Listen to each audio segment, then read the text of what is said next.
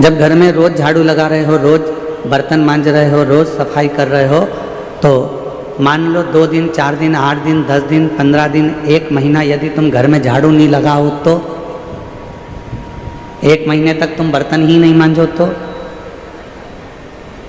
वो बर्तन पर मेल जमता जाएगा, झूठन जमती जाएगी और बर्तन काला हो जाएगा।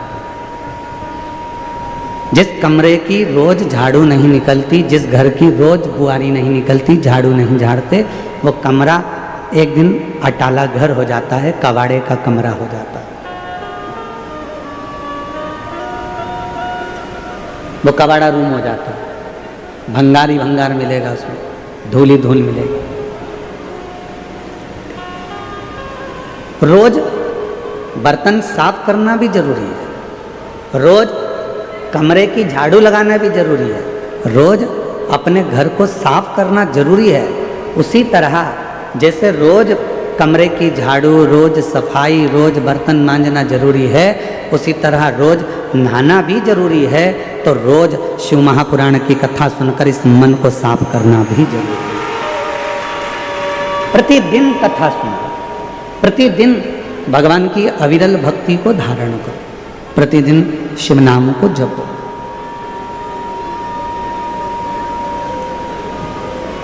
और जब हम प्रतिदिन भगवान शंकर के मंत्र जाप को करते हैं, प्रतिदिन शिव नाम को जपते हैं, तो हमारा मन अपने आप साफ होते चले जाता है।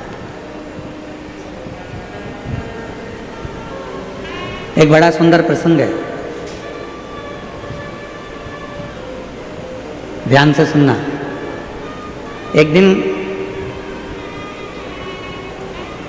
पर्वत ने नदियों से पूछा कि नदियों एक बात बताओ, तुम हमें छोड़कर चली क्यों जाती हो? गंगा कहाँ से प्रकट हुई? हिमालय से, पर्वत से। यमुना जी कहाँ से प्रकट हुई? हिमालय से, पर्वत से। अलकनंदा पर्वत से, मंदाकिनी पर्वत से, गोदावरी पर्वत से, नर्मदा पर्वतों से। तो जितनी नदियां हैं ये सारी बड़े बड़े पहाड़ों से, पर्वतों से, हिमालय से प्रकट हुई। तो एक दिन पर्वत ने कहा, पहाड़ों ने कहा, हिमालय ने कहा, पर्वतों ने कहा कि नदी तुम हमें छोड़कर क्यों चली जाती हो? पर्वत छोड़ देती हो और भूमि पर बहती रहती है।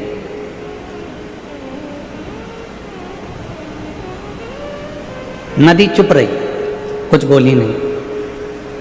फिर पर्वत ने कहा कि नदी एक बात बताओ कि तुम हमको छोड़कर क्यों चली जाती हो? तब नदी ने उत्तर दिया पर्वत को कि पर्वत तुम बहुत कठोर हो, और तुम इतने कठोर हो, तुम्हारे कठोरपन के कारण हम तुम्हें छोड़कर चले जाते हैं। शिव महापुराण की कथा कहती है यदि अच्छे रिश्ते रखना है, परिवार में सबको जोड़कर रखना है, अपनों को अपना बनाकर रखना है, तो ज़्यादा कठोर बनकर मत रहना, वरना नदी चली जाती है तो इंसान भी चला जाता है।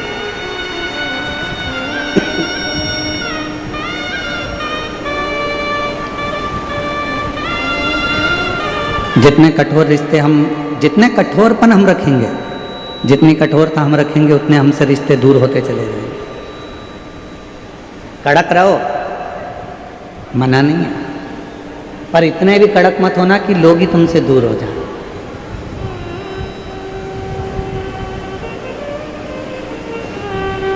क्रोध करो, मना नहीं है, पर इतना भी क्रोध मत करना कि लोग तुमसे दूर हो जाएं।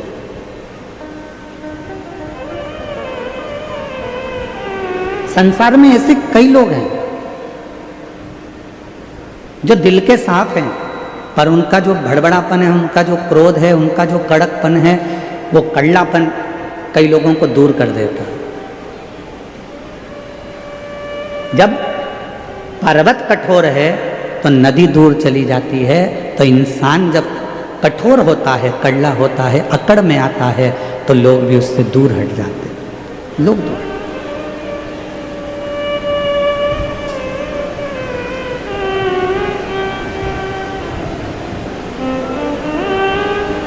मैं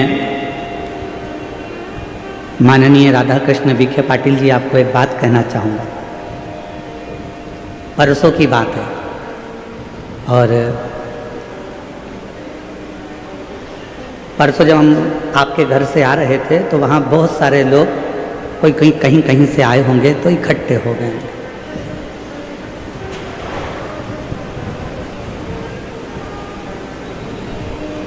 तो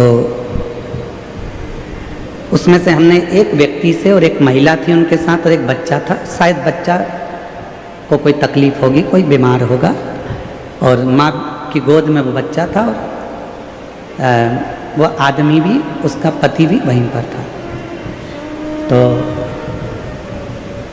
हमने पूछा कि यहाँ तो इतनी फोर्स लगी हुई है, आसपास किसी को आने नहीं देते, तो तुम लोग यहाँ कैसे खड़े हो गए? इतनी फोर्स लगी है, पुलिस लगी है, हम जब निकल कर जा रहे हैं तो तुम लोग इतने इकट्ठे कैसे हो गए? तो माननीय मैं विखे पाटिल जी को कहना चाहूँगा, उस महिला का और उसके पति का एक कहना था कि हमारे विखे साहब ऐसे हैं, हमको लगता ही नहीं है कि वो मंत्री हैं कि नेता हैं, वो तो हमारे घर जैसे लगते हैं। और उन्हीं ने हमको यहाँ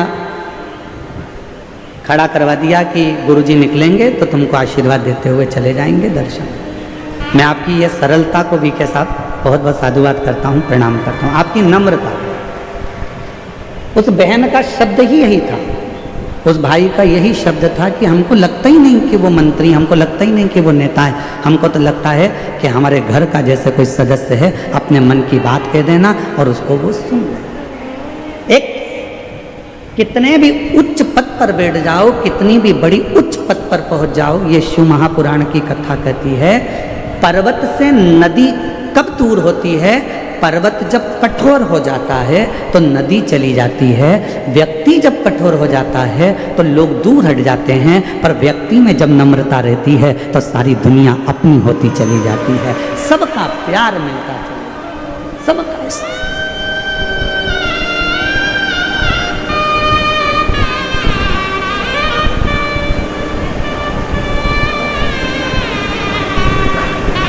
और हम भोले बाबा जी से यही प्रार्थना करते हैं, माननीय विखे पाटिल जी से, कि शिव जी की कृपा आप पर ऐसी ही बनी रहे और आपका नम्रता ऐसी ही बनी रहे। शिव जी की ऐसी करो, ऐसी नम्रता जीव को करीब लाती,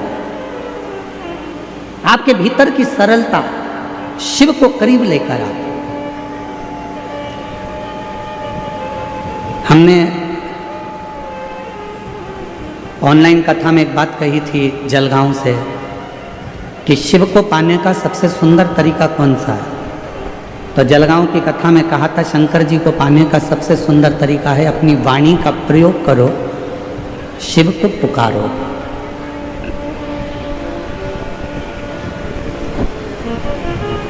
भगवान देवादिदेव महादेव को पाने का सबसे सुंदर तरीका है भगवान का भजन करो। शिव जी को पाने का सबसे सुंदर तरीका है एक लोटा जल, सारी समस्या का हल। शिव को प्राप्त।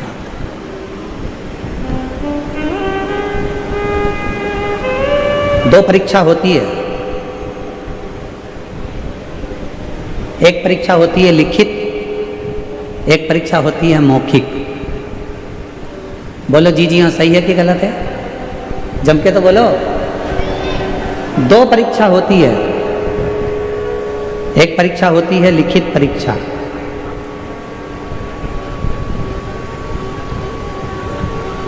और दूसरी परीक्षा होती है मौखिक परीक्षा। लिखित परीक्षा में लिखना पड़ता है और मौखिक परीक्षा में बोलना पड़ता है।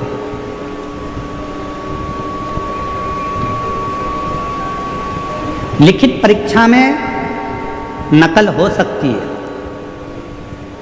लिखने वाली परीक्षा में आप थोड़ी बहुत नकल कर सकते हो, नकल हो सकती है, पर मौखिक परीक्षा में नकल नहीं होती, उसमें तो आपको सामने बैठकर बोलना पड़ता है। मौखिक है।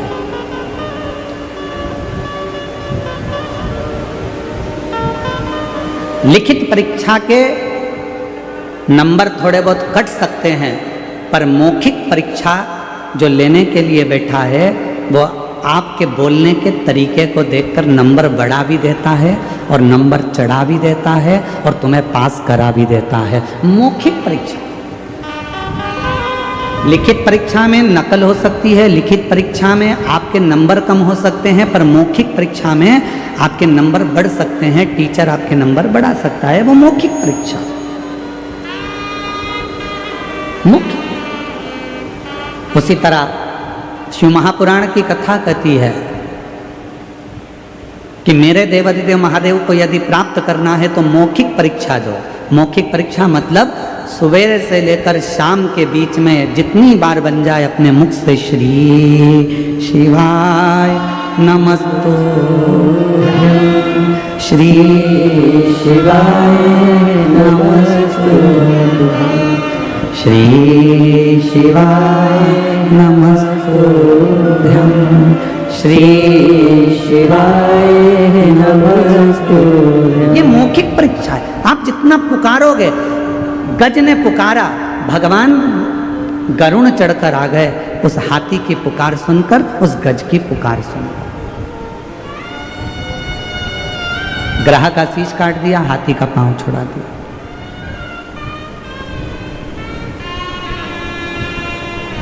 एक चींटी भी अगर पुकारती है, भगवान दौड़ कर आते हैं। एक जीव भी जरा सा पुकारता है, भगवान दौड़ कर आते हैं। ये मौखिक परीक्षा है।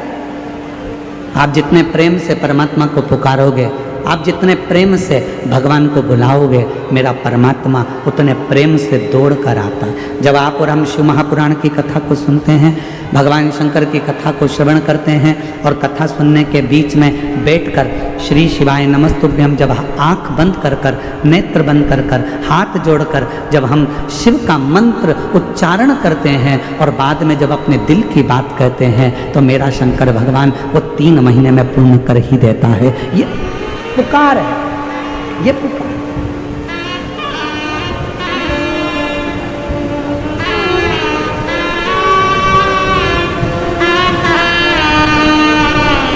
श्री शिवाय नमस्तुभ्यं, श्री शिवाय नमस्तुभ्यं, श्री शिवाय नमस्तुभ्यं, श्री शिवाय नमस्तुभ्यं, श्री शिवाय नमस्तुभ्यं, श्री शिवाय नमस्तुभ्यं। जब आप और हम दिल से जब उसको पुकारें, उसको बुलाएं और उसको अपने दिल का हाल सुनाएं, अपने मन से कुछ उसको कहकर सुनाएं, तो वो सुनता है।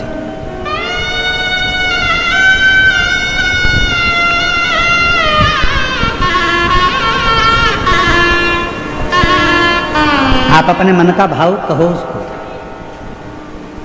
आप अपने दिल का भाव कहो उसको।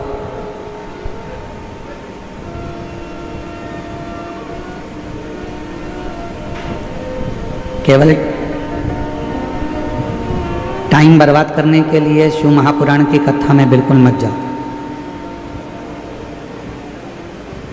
अपना समय बर्बाद करने के लिए शिव महापुराण की कथा में बिल्कुल मत जाना।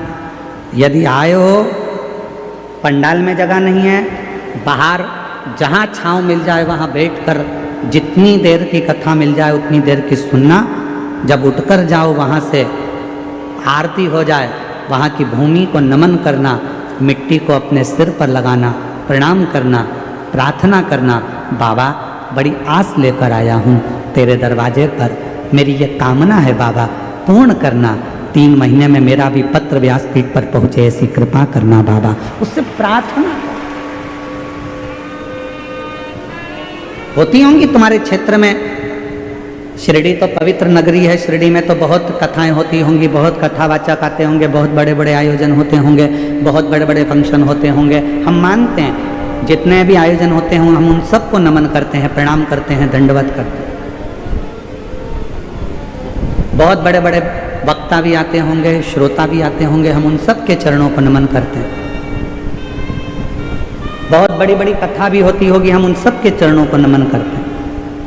पर ये शिव महापुराण की कथा केवल कथा नहीं है, आप इसको कथा समझो ही मत। ये 5 दिन की कथा चौथे दिन में चल रही है। कल सुबह 8 बजे से 11 बजे तक इस पंडाल में कथा हो जाएगी। टीवी पर 1 बजे से 4 बजे तक लोग देख लेंगे। 11 बजे यहाँ कथा होने के बाद सब अपने अपने घर को चले जाएंगे। इसको कथा मत समझो कि तुम कथा में आकर बैठे हो। शिरडी क्षेत्र में ढेरों कथा होती होगी, बड़े बड़ी कथा होती होगी, हम मना नहीं करेंगे। जितने वक्ता जितने श्रोता सबको नमन करते हैं, क्योंकि धर्म नगरी है शिरडी, हम उसको प्रणाम करते हैं। पर कोई कहे कि ये शिव महापुराण की कथा है, नहीं भाई, ये 5 दिन मेरे शंकर जी से अपने दिल की बात कहने के लिए एक बेटा और बेटी अपने बाप के पास आते हैं और अपने पिता से कहकर जाते हैं।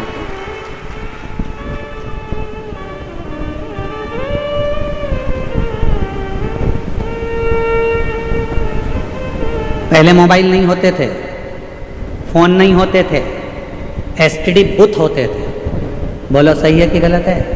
अरे जम के तो बोलो।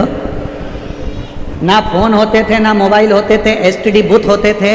लोगों को बात करना रहती थी तो अपना टाइम निकाल कर एसटीडी बूथ पर जाते थे, नंबर डायल करते थे और फ़ोन पे बात करते थे। अपने दिल का हाल उस एसटीडी बूथ के कक्ष में एक कमरा होता था, छोटा सा डब्बा होता था एसटीडी का, उसके अंदर दरवाज़ा बंद कर कर आप अपने दिल की बात कहते थे। पसीना टपकता रहता था। वो एसटीडी बूथ में एसी नहीं लगा होता था, लगा होता था क्या?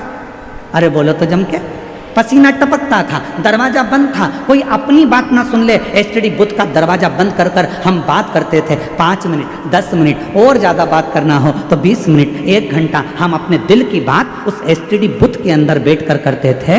उसी तरह जैसे पहले फ़ोन नहीं होते थे, पहले मोबाइल नहीं होते थे, तो लोग एसटीडी बूथ में जाकर बात करते थे अपने दिल की, जिससे करना होती थी। उसी तरह आज भी ये शिव महापुराण का जो पंडाल है ये एसटीडी बूथ है और आप अपने अपने घर से आकर परमात्मा से बात करते हो।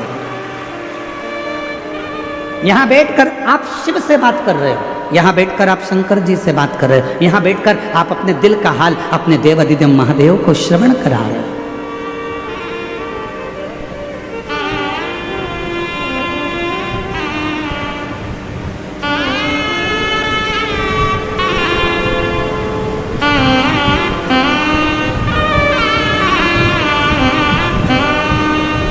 कई बच्चे कहते हैं गुरुजी आप चले जाते हो तब आपकी बहुत याद आती है, हम आपको बहुत मिस करते हैं। हम कहते काय को मिस करते हो? हम कहीं थोड़ी ना चले गए। यदि आपने शिव महापुराण की कथा को श्रवण करा है तो तुम्हारे कानों के माध्यम से हम तुम्हारे हृदय में हमेशा बैठे हैं। मिस नहीं, वित हैं हम, मिस वाले नहीं हैं कि हम आप हमको मिस करें ना, हम तो आपके साथ।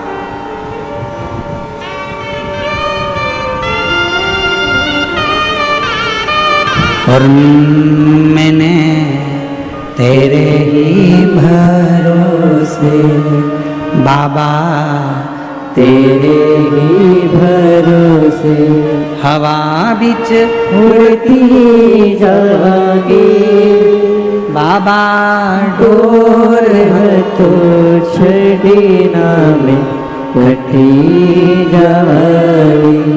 भोले मैं तेरी पतंग शंभो, मैं तेरी पतंग हवा बिच उड़ती जागी बाबा, डोर तो छड़ीना में कटी जागी। आप शिव से बात करने के लिए, यहाँ केवल कथा सुनने के लिए नहीं आए।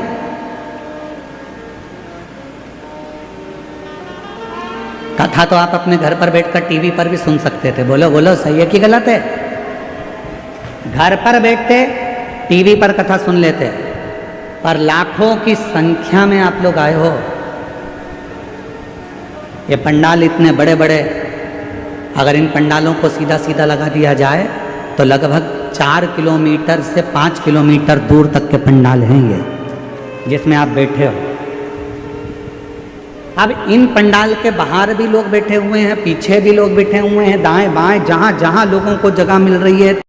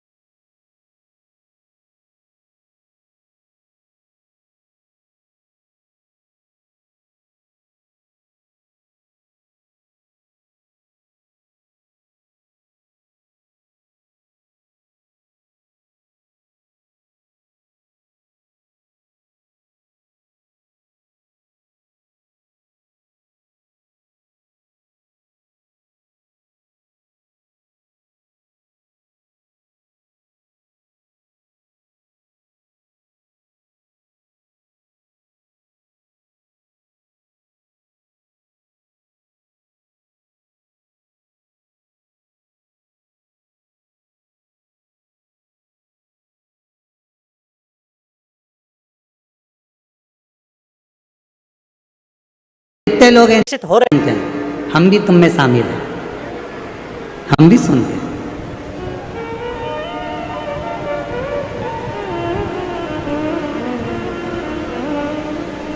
जब खुशी होती है तो गाने सुनते हैं, बोलो बोलो जम के बोलो, थोड़ा थोड़ा गुनगुना भी लेते हैं।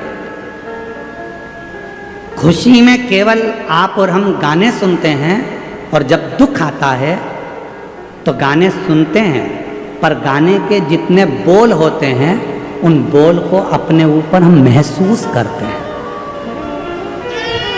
दुख आया, तकलीफ आई, कष्ट आया, तो गाने के जो बोल हैं उसको हम अपने ऊपर महसूस कर रहे हैं। कहीं चोट लग गई दिल में, हृदय में किसी ने धोखा दे दिया और गाने सुन रहे, दिल के अरमा आंसुओं में बह गए, तो अपने ऊपर महसूस कर रहे हैं मेरी पूरी जिंदगी बर्बाद कर दी मैंने, कितना अच्छा, कितना साथ दिया था और मेरा पूरा जीवन। उस गाने के बोल को हम अपने ऊपर महसूस कर रहे हैं।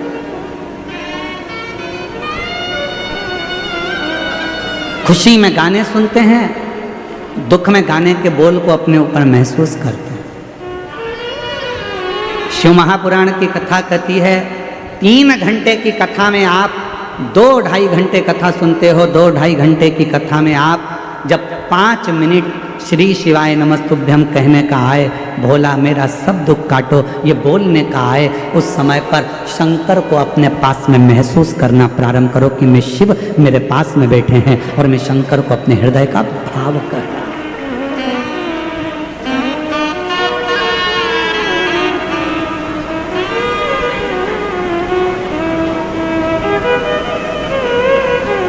महसूस कर रहा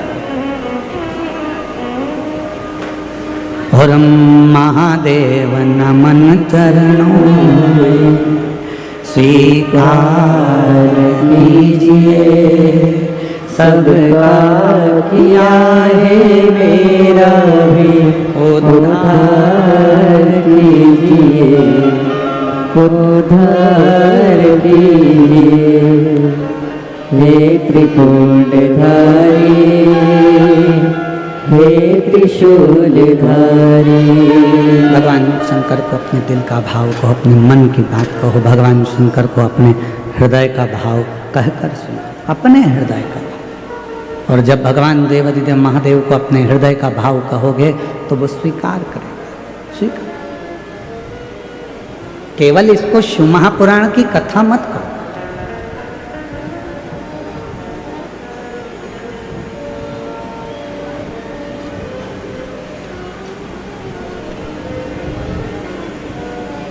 उसकी प्राप्ति का केंद्र बिंदु है ये शंकर की कथा।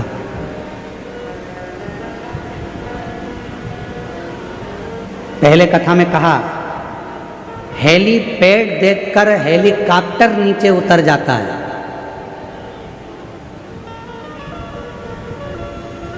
हेलीपैड देखकर हेलीकॉप्टर नीचे उतर जाता है, और शिव महापुराण कथा का पंडाल देखकर मेरा देवाधिदेव महादेव नीचे उतर जाता है। मेरा शिव आता है।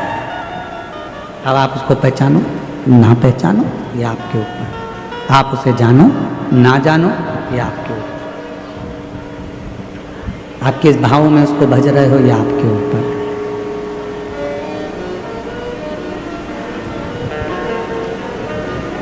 शिव कथा कह रही है। एक बार माँ पार्वती जी भगवान शंकर जी को लेकर अपने पिता हिमालय राज्य से मिलने के लिए गए।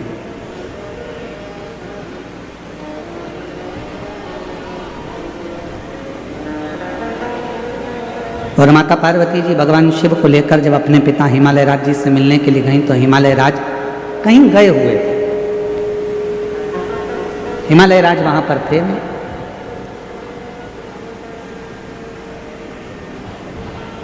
पार्वती जी अपनी मां मीनावती के पास पहुंची और मां मीनावती की गोद में सिर रखकर मां पार्वती जी लेट गई।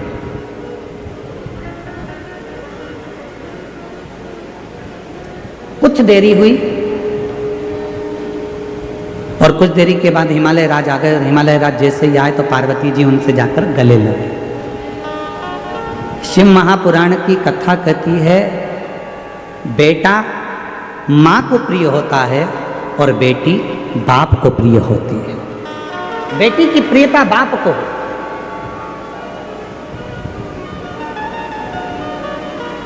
बेटे की प्रियता माँ को।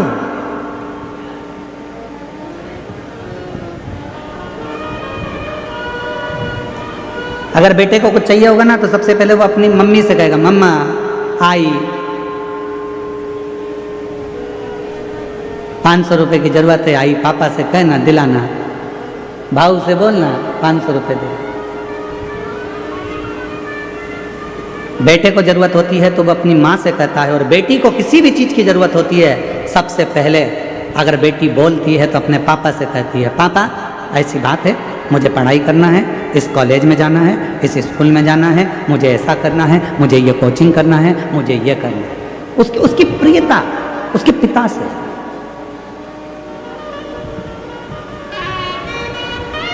दुनिया के लोग कहते हैं कि बेटी की विदाई में सबसे ज़्यादा माँ रोती है, पर शिव महापुराण की कथा कहती है कि बेटी की विदाई में सबसे ज़्यादा रोता है तो उसका बाप रोता है, उसका पिता।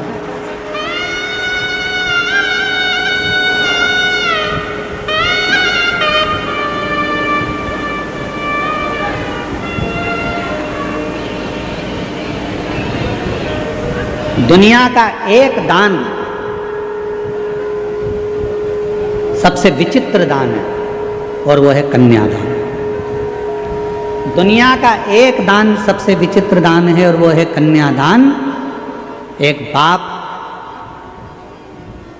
अपने दिल की, अपने घर की सारी खुशियां दूसरे के हाथ में दान दे देता है, अपनी बेटी का दान कर देता है।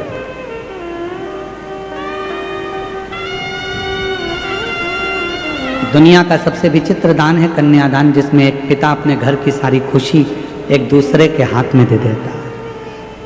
कन्या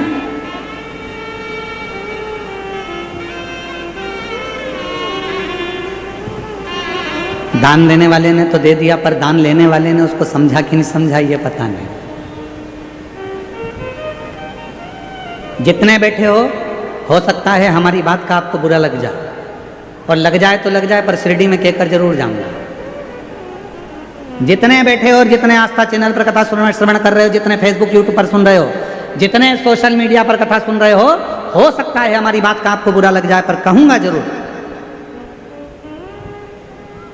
देने वाला व्यक्ति देता है और लेने वाला व्यक्ति लेता है। लेने वाले ने लिया, देने वाले ने दिया। देने वाले को मालूम है अगर वो साड़ी दे रहा है तो देने वाले को मालूम है कि साड़ी कितने की आई, 500 की कि 1000 की, उसने उठाई तुमको दे दी। लेने वाले ने क्या कीमत आकी हो, इकट्ठी ले आया होगा, 200-300 रुपए की होगी। बोलो बोलो सही है कि गलत है? देने वाले ने कीमत बाजार से लाया देने वाला, और कीमत आंक कर देने वाला जब लेकर आया उस साड़ी को, उस वस्त्र को, उस आभूषण को, उस बर्तन को, उस रकम को, उस सामान को उसने उसको देना था, तो वो लेकर आया तो उसके पास कीमत की थी। जिसने ली उसने कीमत नहीं आकी, उसने कीमत नहीं देखी। जिसने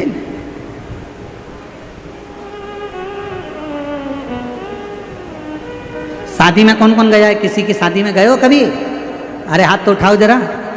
गए हो सब लोग शादी में? अगर शादी में गए होगे तो लिफाफे में पैसे डाले थे? अरे बोलो तो जम के डाले थे। ठीक है, लिफाफा कितने का आया था? 2 रुपए का, 5 रुपए का? पैसे का तो आया था कि नहीं आया था ये बताओ पहले तो। 2-5 रुपए का लिफाफा आया होगा, तुमने उसमें 500-1000 रुपए डाले होंगे, पॉकेट में तुमने पैसे डालकर शादी वाले को दिए होंगे। तुमने वो लिफाफा 5 रुपए का खरीदा, सुंदर से सुंदर खरीदा कि अपने रिश्तेदार की शादी है, अच्छा दूंगा। 5 रुपए का लिफाफा खरीदा और तुमने उसमें 1000-2000 रुपए रखकर दिए। अब लेने वाले ने तो केवल अंदर से जो 1100 रुपए थे, 500 रुपए थे, वो निकाले और उस लिफाफे को उठाकर फेंक दिया। उसने उसकी कीमत समझी क्या? उसने उसकी कीमत जानी क्या? देने वाले को मालूम है कि कीमत कितनी है, पर लेने वाला कभी कीमत नहीं जान पाता कि उसको तो लगता है हाओ। तो शिव पुराण की कथा कहती है दुनिया में सबसे बड़ा विचित्र दान है कन्यादान। एक बाप, एक घर का व्यक्ति अपने घर की सारी खुशियों को, पूरी खुशियों को किसी दूसरे के हाथ में दे देता है।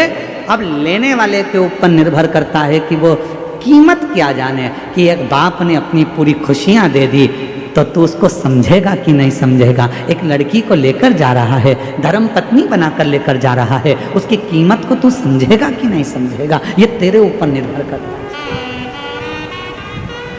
ये तेरे ऊपर निर्भर।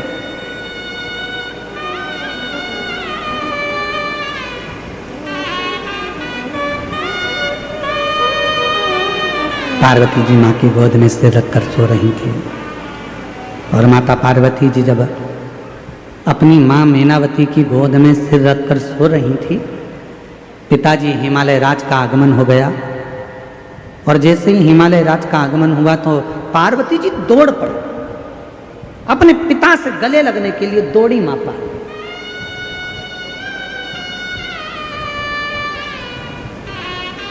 गले लगी।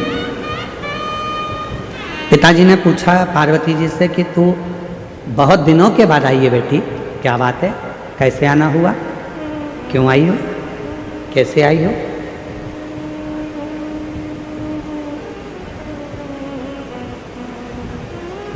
दुनिया में केवल एक बेटी ऐसी होती है जो अपने बाप के चेहरे को देखकर पहचान जाती है कि पापा को तकलीफ क्या है।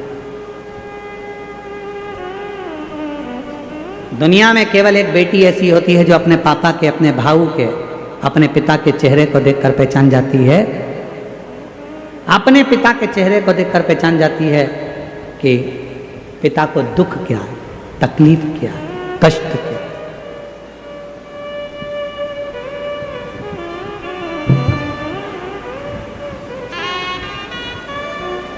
पिता को देखकर समझ जाते हैं।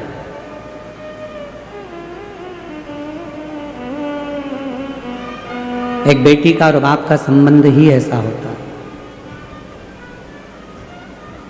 बेटी बाप का चेहरा देखकर पहचान जाती है कि पापा को तकलीफ क्या है, और बाप फोन पर भी अगर बात करेगा ना बेटी से तो समझ जाएगा कि मेरी बेटी को तकलीफ क्या है। ये संबंध है, एक पिता का और पुत्री का संबंध है, एक बाप और बेटी का संबंध है। समझ जाए। बस जैसे एक पिता अपनी बेटी के मुख से शब्द सुनकर समझ जाता है कि इसको तकलीफ क्या है, एक बेटी अपने बाप का चेहरा देखकर समझ जाती है कि तकलीफ क्या है। उसी तरह जब तुम एक लोटा जल लेकर देवाधिदेव महादेव को चढ़ाने के लिए जाते हो, तुम मंदिर की सीढ़ी चढ़ते ही हो, उतनी देर में शंकर भगवान समझ जाते हैं कि मेरी बेटी का दुख क्या है, तकलीफ क्या है, कष्ट क्या है, मेरे बेटे को तकलीफ क्या है, मेरे पुत्र को तकलीफ क्या है, मेरी बेटी को तकलीफ क्या है, वो समझ जाए।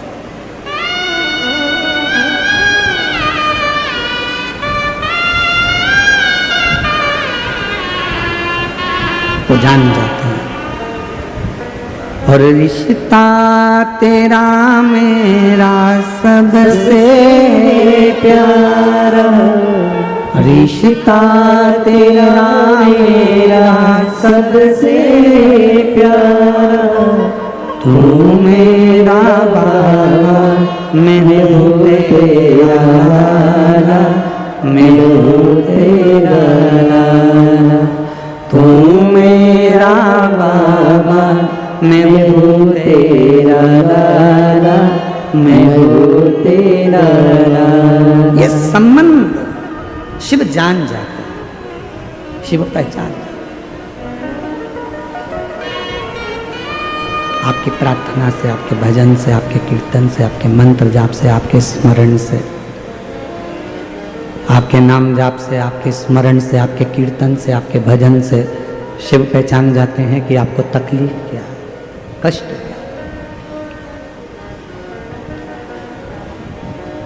अपनी व्यासपीठ से हम हमेशा एक बात कहते हैं कि कितनी भी तकलीफ हो, शिव जी का मंदिर कभी मत छोड़ना। जिसने शंकर भगवान के मंदिर में जाना नहीं छोड़ा, शंकर भगवान ने उसका हाथ कभी नहीं छोड़ा, उसको मंजिल तक पहुंचाया। कितना भी दुख हो, कितनी भी तकलीफ हो जाती,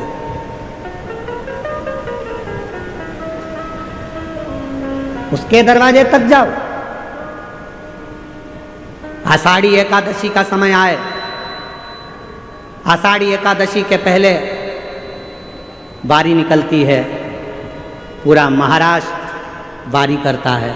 पूरा महाराष्ट्र अपने घर के बच्चों को प्रेरणा दो, अपने घर के बच्चों को समझाओ कि हर घर से कम एक ना एक व्यक्ति बारी के लिए, पंडरीनाथ के लिए निकलना चाहिए। क्योंकि पूरी दुनिया में, पूरे विश्व में केवल एक मंदिर है भगवान हरि विट्ठल का, जिनके मस्तक पर शंकर भगवान का शिवलिंग विराजमान है। वो पूरी दुनिया में केवल हरि विट्ठल पांडुरंगा विट्ठल नाथ है। पूरी दुनिया में केवल एक देवता ऐसे हैं, हरि विट्ठल पांडुरंगा, जिनके मस्तक पर भगवान शंकर का शिवलिंग विराजमान है, जिनके सिर पर शिवलिंग है। पूरी दुनिया में कोई मंदिर नहीं मिलेगा ऐसा, इतना प्रेम भगवान हरि विट्ठल का, भगवान नारायण का। जिस समय पर भगवान सबसे पहली बारी मेरे देव अधिदेव महादेव ने कैलाश पर्वत से पंडरीनाथ तक करी थी, पंढरपुर तक करी थी, सबसे पहली बार। प्रथम वैष्णव है भगवान शंकर, प्रथम बारी करने वाले हैं भगवान शंकर, जो कैलाश पर्वत से काशी आए और काशी से माँ पार्वती को साथ में लेकर बारी करने के लिए निकले और पंडरीनाथ हरि विट्ठल पंढरपुर तक गए। जब पंढरपुर में पहुंचे, इतनी भीड़ थी पंढरपुर में कि भगवान देवाधिदेव महादेव ने विचार करा, करूं क्या? नंदी को एक ओर छोड़ दिया, गणेश जी को दरवाजे पर छोड़ दिया, पार्वती को दूर छोड़ दिया और अकेले महादेव खड़े थे। तब मेरे हरि विट्ठल, मेरे पांडुरंगा हरि विट्ठल ने देखा मेरे महादेव आए हैं, अकेले खड़े हैं। तब शंकर भगवान को लेने के लिए मेरे पांडुरंगा हरि विट्ठल दौड़ कर आ गए। शंकर भगवान को देखा हरि विट्ठल ने, तो हरि विट्ठल ने कहा, चलो प्रभु। शंकर जी कहने लगे, इतनी भीड़ अंदर कैसे जाऊंगा? तब भगवान हरि विट्ठल ने कहा, आप भीड़ में मत चलो, आप मेरे सर पर बैठ कर चलो। शंकर जी को सर पर लेकर चल दिए मेरे पांडुरंगा हरि विट्ठल। भारत की भूमि पर नहीं, पूरे विश्व में केवल एक मंदिर हरि विट्ठल पांडुरंगा का, मेरे नारायण का ऐसा है, जिनके सिर पर स्वयं शिव जी का शिवलिंग विराजमान है। शिवलिंग। और जब आप और हम विट्ठल विट्ठल कहते हैं ना, तो सबसे ज्यादा प्रसन्न कौन होते हैं? बोलो, जम के बोलो। हरि विट्ठल प्रसन्न होते हैं क्या? नहीं। जब हम विट्ठल विट्ठल विट्ठल विट्ठल विट्ठल विट्ठल पांडुरंगा विट्ठल हरि विट्ठल जब बार बार पुकारते हैं, तो सबसे ज्यादा प्रसन्न मेरे देव अधिदेव महादेव हो जाते हैं। पांडुरंगा का नाम सुन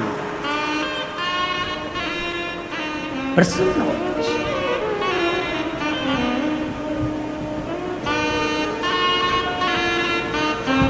है कोई ऐसा मंदिर दुनिया में, कोई ऐसा मंदिर बता दो जहां भगवान की मूर्ति के पास में माथा टेकने को मिलता हो? दुनिया में कोई मंदिर ऐसा नहीं है जहां भगवान के श्री चरणों तक पहुंचा जाए।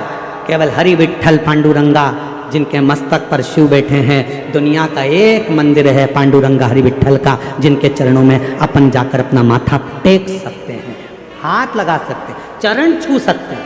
वो केवल एक विट्ठल।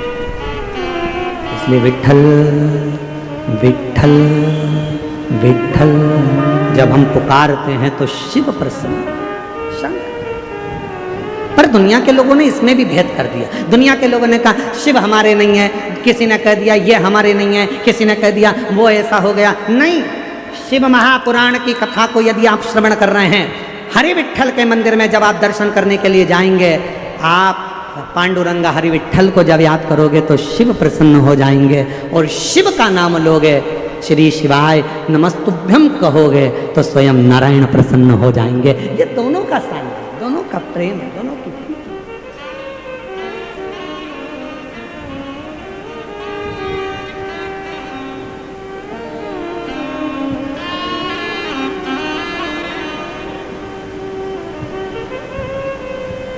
दोनों की प्रीति।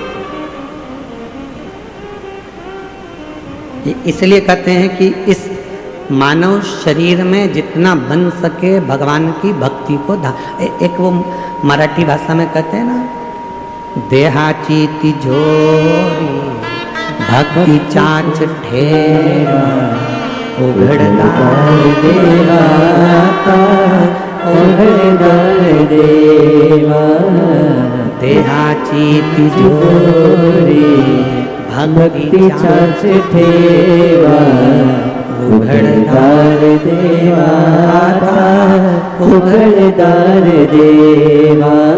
ये भीतर ये शरीर रूपी तिजोरी में परमात्मा के नाम के रतन को रखकर भगवान की अविरल भक्ति को धारण, अविरल भक्ति। फिर देखें भगवान मिले ना मिले। माझा विठ्ठल विठ्ठल विठ्ठला माझा विठ्ठल पांडुरंग विठ्ठला। उसका नाम पुकारने से मेरे शिव प्रसन्न होते हैं, मेरे शंकर प्रसन्न।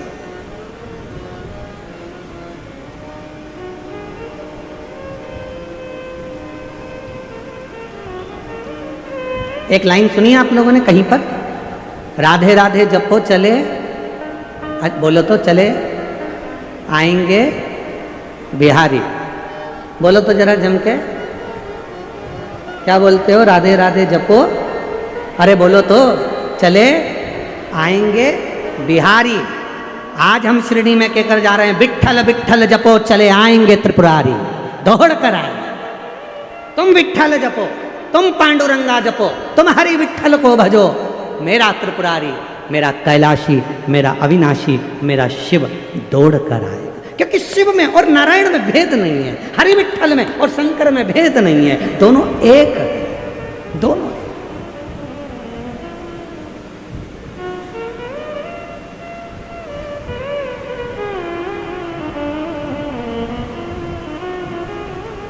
विठ्ठल विठ्ठल। अब थोड़ी देर बाद जब आप स्तुति करोगे तो देवादिदेव महादेव और मेरा हरि विठ्ठल तुम्हारी मन की कामना पूर्ण कर देगा। श्री शिवाय। बैठ जाओ बैठ जाओ।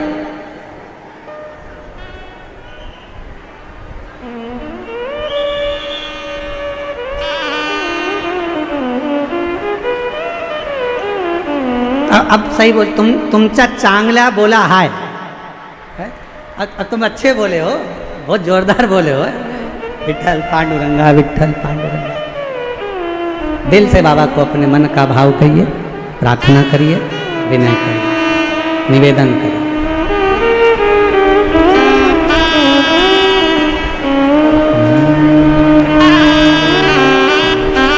जहाँ जगह मिले वहाँ बैठकर बाबा को अपने मन का भाव कहिएगा, हृदय से प्रार्थना करिएगा, विनय करिएगा।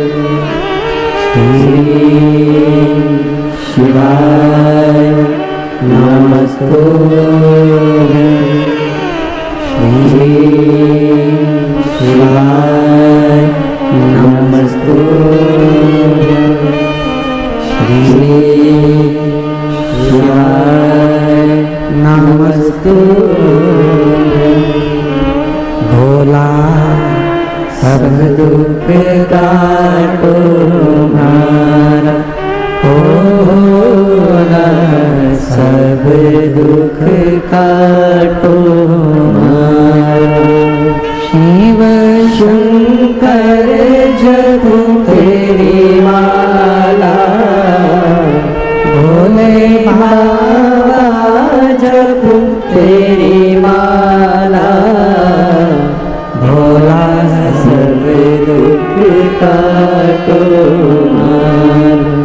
भोला सब दुख काटो हमारा। वेश है मंगल मंगलकारी, वेश है मंगल मंगलकारी।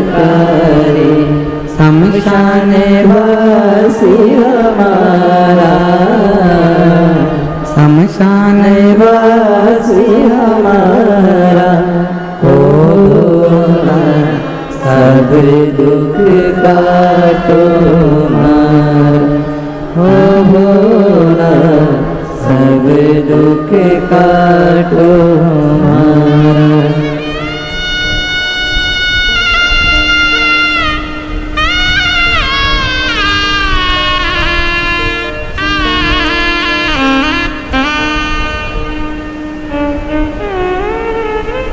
बाबा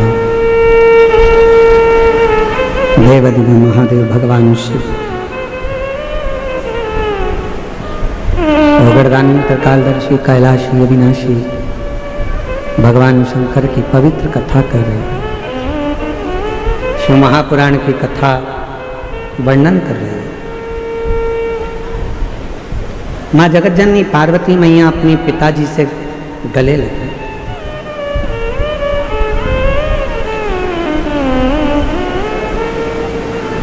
आज पिताजी ने पूछा माँ पार्वती से, गौरा, हे उमा, आज अचानक कैसे आना हुआ?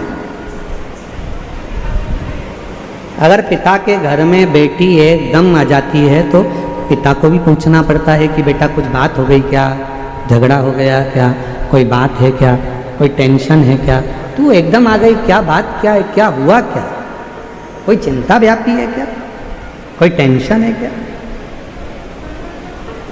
नहीं, बस आपकी याद आई पिताजी तो मैं चल।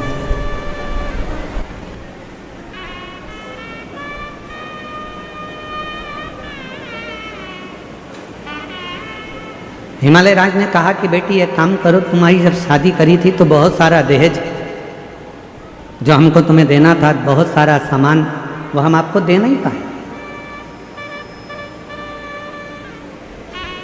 हमारा मन है कि वो सारा सामान हम आपके घर भेज दें।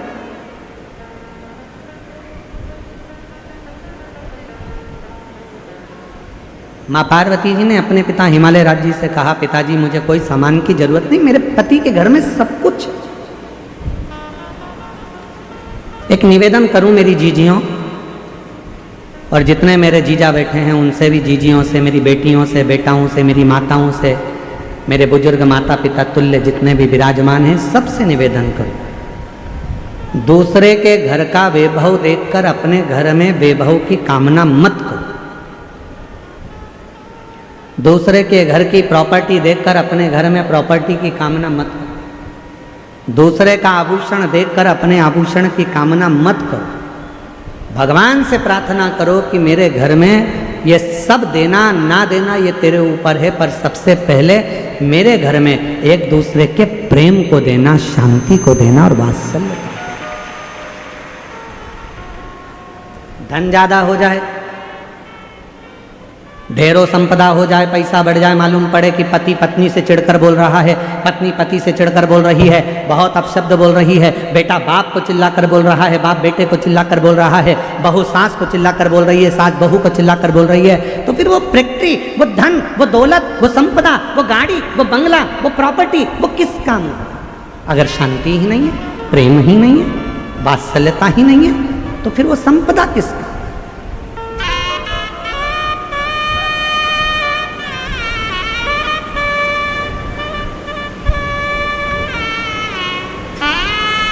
कई बार लोग कहते हैं गुरुजी ये मेरा घर है, हम कहते हैं तुम्हारा नहीं है, तुम तो इसके चौकीदार हो। फिर कोई कहता है गुरुजी ये मेरी दुकान है, हम कहते हैं तुम्हारी दुकान नहीं, तुम इसके चौकीदार हो। फिर कोई कहता है गुरुजी ये मेरी जमीन है, हम कहते हैं जमीन तुम्हारी नहीं है, तुम इसके चौकीदार हो। तुम्हारे दादाजी ने संभाला, तुम्हारे पिताजी को दिया, पिताजी ने संभाला, अपने पिताजी को दिया, उन्हें संभाला, तुमको दिया, और तुम भी क्या कर रहे हो? संभाल रहे हो। चौकीदारी कर रहे हो। संभालोगे, अपनी औलाद को देकर जाओगे, तुम्हारी औलाद क्या करेगी? संभालेगी, दूसरे को देकर जाएगी। आपने और हमने जिंदगी में कोई काम नहीं करा, केवल चौकीदारी करी। इसलिए निवेदन है, चौकीदारी करते करते भी अपनी जिंदगी को खुश होकर जीने का प्रयास करो। ये तो सब यहीं छूटने वाला, जीवन का आनंद लेकर जाओ। 5 दिन की कथा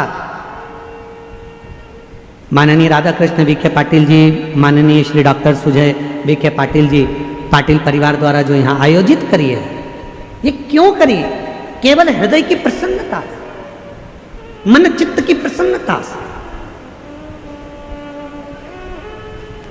और ये हम तो फिर कहेंगे, हमने जो पहले दिन कहा था आज फिर कह रहे हैं, कुछ मेरे शंकर भगवान ने कृपा करी होगी, तुमने जो सावन के महीने में 2-2 लोटा जल चढ़ाया होगा, तो शिव की कृपा से तुम्हारी शिरडी क्षेत्र में ये शिव महापुराण की कथा है। और ये उसकी उदारता से,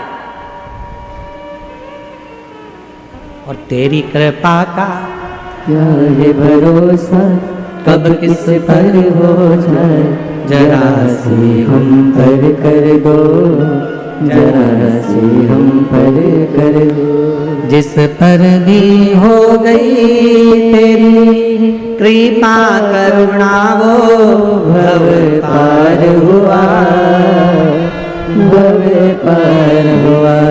पापी हो चाहे जितना, उसका भी बाबा उद्धार हुआ, उद्धार हुआ।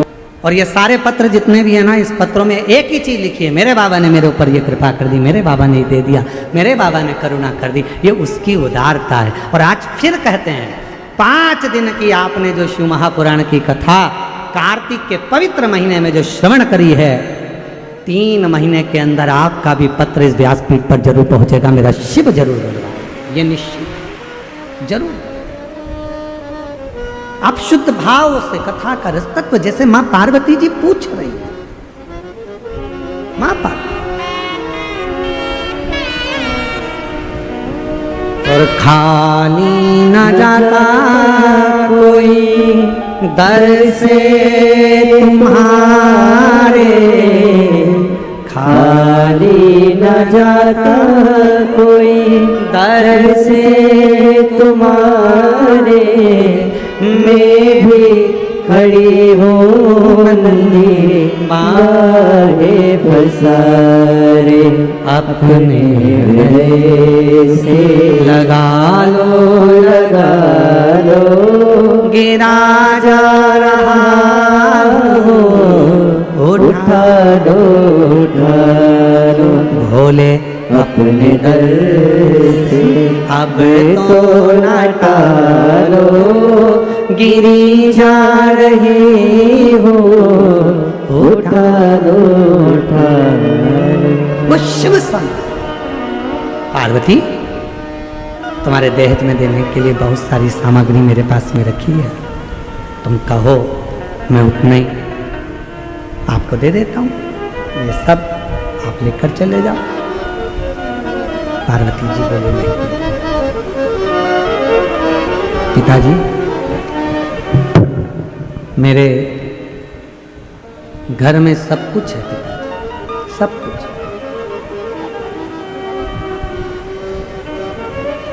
मेरे घर में कोई कमी नहीं है पिताजी, सारा सुख मेरे पति के घर में, सब सुख।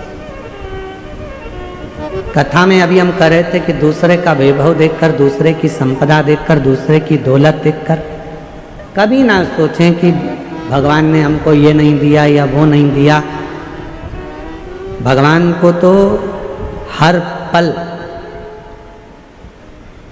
धन्यवाद दिया करो कि तूने जो दिया वो कम नहीं दिया, तूने जो दिया हमको कम नहीं दिया। भारत देश में जन्म दिया, महाराष्ट्र की पवित्र भूमि दे दी, महाराष्ट्र में भी शिरडी का पवित्र क्षेत्र दे दिया, और शिरडी के पवित्र क्षेत्र में ये शिव महापुराण की कथा दे दी। इससे बढ़कर और क्या चाहिए? ये तेरी उदाहरण, ये तेरी। ये भगवान तुम्हारी बड़ी करुणा, बड़ी कृपा, बड़ी दया है, उदारता है। तो पार्वती जी से कहा क्या तुमको ये कोई सामान नहीं चाहिए? नहीं, मेरे पति के घर में सब कुछ है। हाँ। कोई सामान की कामना नहीं। हिमालय राज ने देखा कि पार्वती जी ने कहा कि मुझे किसी चीज की कामना नहीं, कोई चीज की कामना।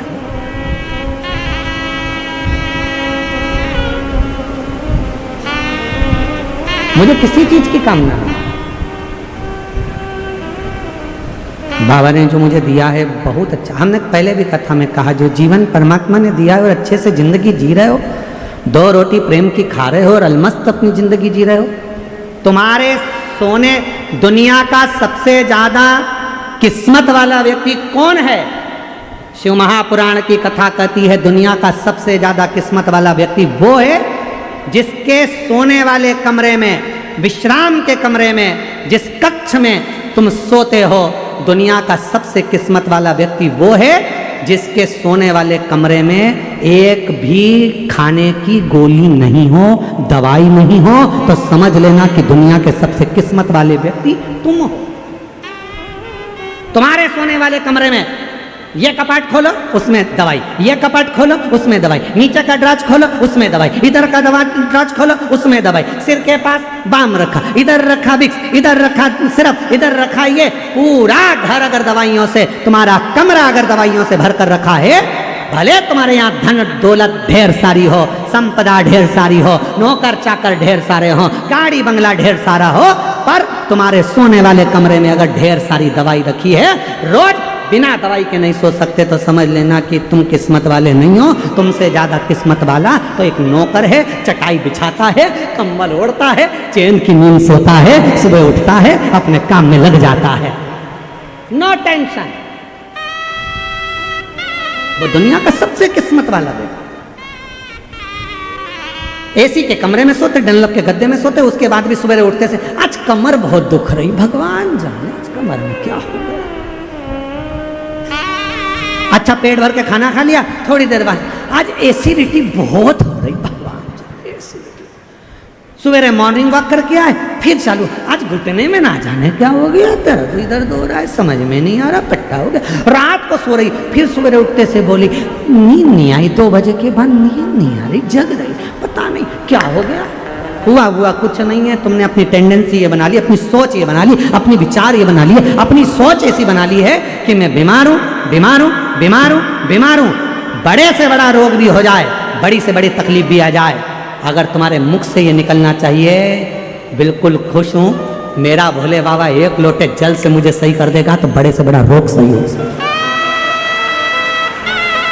विचार एक शिव की भक्ति किसको कहते हैं, शिव का विश्वास किसको कहते हैं, शिव पर भरोसा किसको कहते हैं। जब हम पूर्ण भरोसे के साथ शंकर का भजन करते हैं, पूर्ण भरोसे के साथ शिव का स्मरण करते हैं, तो उसका फल खाली नहीं जाता, उसका फल खाली।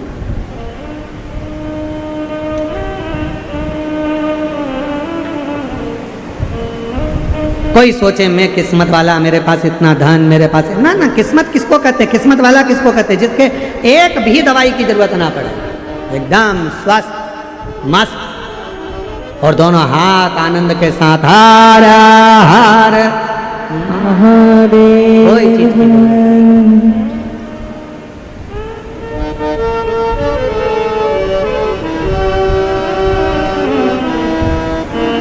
जब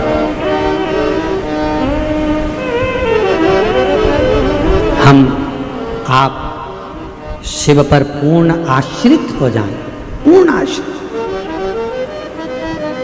पार्वती जी ने जैसे कहा कि देवाधिदेव महादेव से कि प्रभु पिताजी कोई चीज की जरूरत नहीं, पिताजी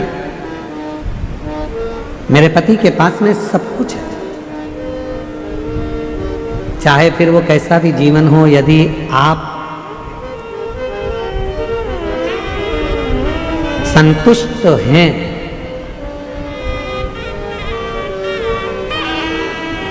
यदि आप संतुष्ट हैं, तो छोटे से मकान को भी आप महल समझेंगे, छोटे से मकान। और यदि संतुष्ट नहीं है तो दुनिया की सारी खुशियां यदि आपको मिल जाए, सारा वैभव आपको मिल जाए, तो भी वो कम ही पड़े, तो भी। मेरे देवाधिदेव महादेव को देखिए, भगवान विष्णु वैकुंठ में रहते हैं, ब्रह्मा ब्रह्मलोक में रहते हैं, और मेरे देवाधिदेव महादेव इस मृत्यु लोक में रहते हैं, पृथ्वी पर।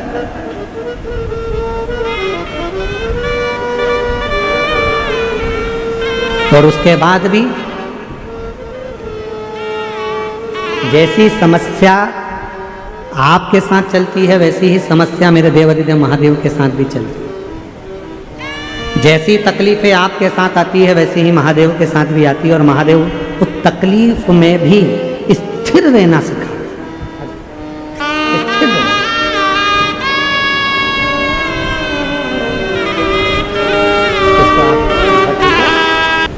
चली मां अम्बा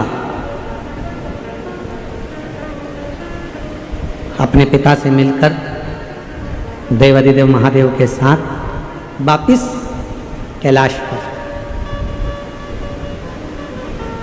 देवताओं ने स्तुति करी भगवान शिव जी। आपका विवाह कराने का एक कारण था कि आपके द्वारा एक बच्चे का जन्म। तारकासुर ने एक ही वर मांगा था, मरूं तो भगवान शंकर के पुत्र के द्वारा मरूं।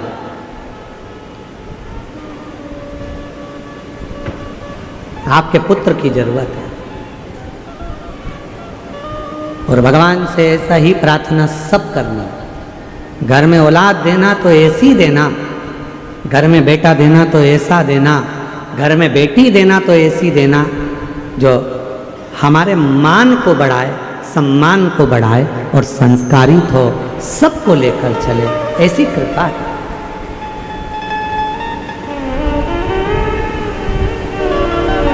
देवाधिदेव महादेव एक बेटे की जरूरत है, क्योंकि वही तारकासुर को मारेगा।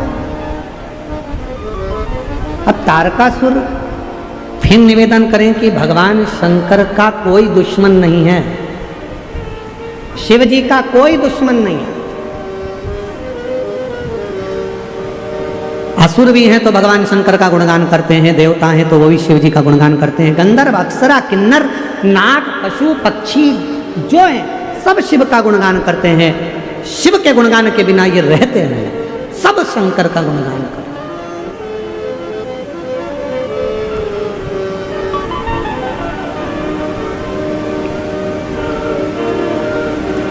महाराज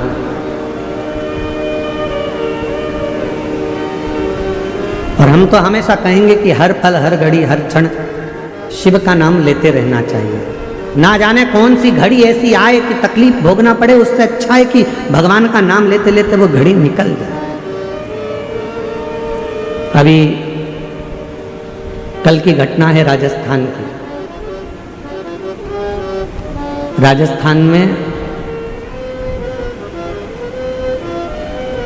जैसलमेर से जोधपुर जा रही थी एक बस, ऐसी बस थी, सब आराम से सो रहे थे और एसी बस का एसी का कोई पाइप फट गया और उसमें आग लग गई। 50 से 60 यात्री उसके अंदर थे और कुछ तो शरीर में आग लगे लगाए ही निकल कर भागे, कुछ सीट पर से उठ भी नहीं पाए और कुछ निकल गए। उसमें कई लोग उसी बस के अंदर धधकती हुई बस में ही समाप्त। ये व्यासपीठ लौनी गांव से शिव महापुराण की कथा में इस व्यासपीठ के माध्यम से शिरडी से सभी शिव भक्तों की ओर से उस बस दुर्घटना में जितने भी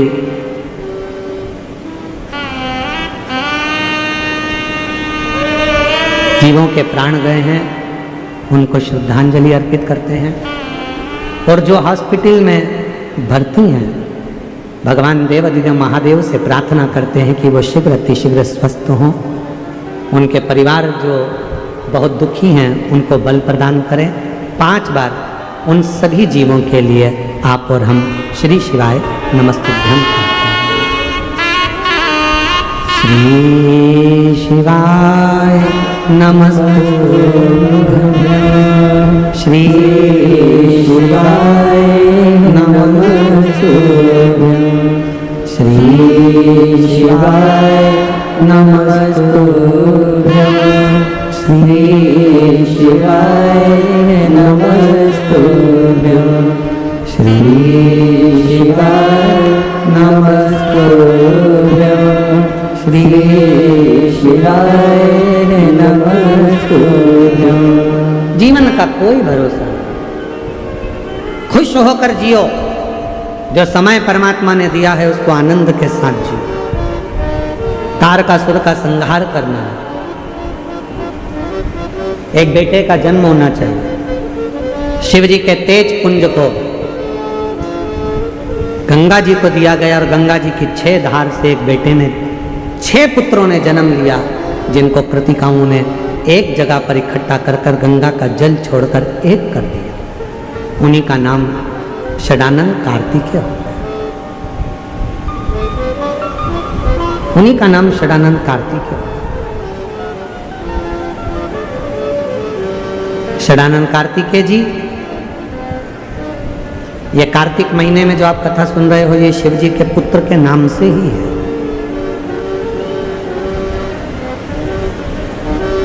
भगवान देवादिदेव महादेव ने सूचना करी, देवताओं से कहा तुम घबराओ मती, मेरे पुत्र कार्तिकेय तारकासुर का संहार करेगा।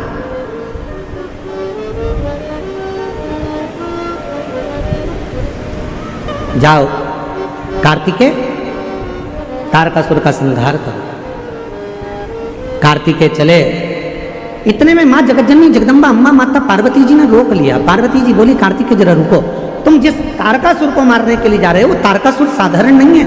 हे असुर, राक्षस है, राक्षस प्रवृत्ति है, असुर है, देवताओं को परेशान करा, सबको परेशान करा, पर वो शिव जी का मान रखता है, शंकर जी का सम्मान करता है। उसके हृदय में बाण नहीं लगना चाहिए क्योंकि उसके हृदय में शिव बैठा हुआ है, शंकर बैठा। षडानंद कार्तिकेय जी ने कहा मां आप चिंता न करिए, बाण तो छोड़ूंगा पर वो तारकासुर के हृदय में नहीं लगेगा। युद्ध प्रारंभ हुआ। तारकासुर ने जो षडानंद कार्तिकेय जी को देखा तो कार्तिकेय जी को देखकर तारकासुर ने हाथ जोड़ लिया, प्रणाम कर नमन किया। कार्तिकेय जी मुस्कुराने लगे। तारकासुर ने जैसे ही नमन करा वैसे ही मुस्कुराया।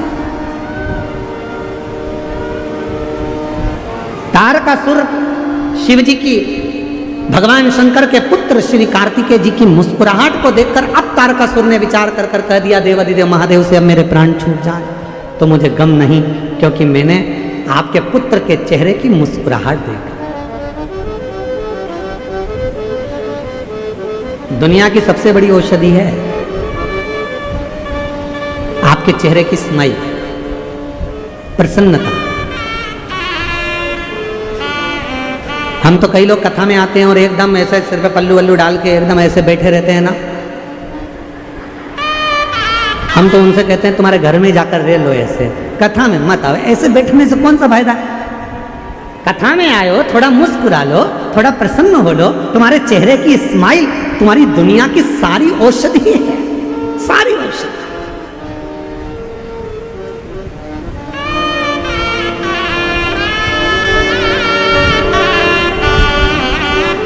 हमने कई लोगों को देखा है कि वो योगा करते हैं और योगा करने में वो सुबह सुबह मॉर्निंग वॉक में हा हा हा हा ऐसे हंसते हैं।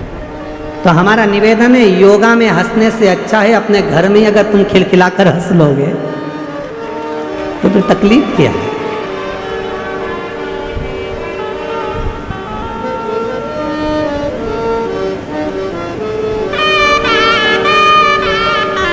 अभी हमने जलगांव में कहा था इन दांतों के लिए क्या बोला था? इन दांतों से हंस लीजिए खिलखिला के।